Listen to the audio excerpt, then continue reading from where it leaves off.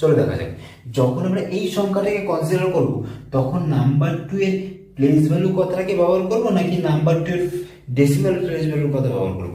যখন আমি এই সংখ্যাটার ক্ষেত্রে কনসিডার করব তখন আমি নাম্বার টু এর প্লেস ভ্যালু কথাটাকে ব্যবহার করব নাকি নাম্বার টু এর ডেসিমাল প্লেস ভ্যালু কথাটাকে ব্যবহার করব।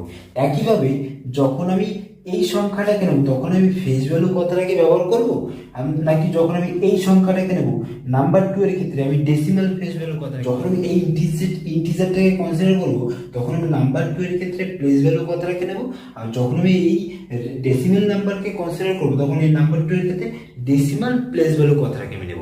কিন্তু ফেস ভ্যালুর ক্ষেত্রে কি, যেহেতু ফেস ভ্যালুটা কোনো ডিজিটের পজিশনের উপর নির্ভরশীল নয়, তাই আমি নাম্বার টুকে যে কোনো পজিশনে বসাই না কেন প্রতি ক্ষেত্রে তার মান কি ফেস ভ্যালুতেই কনসিডার করা হবে।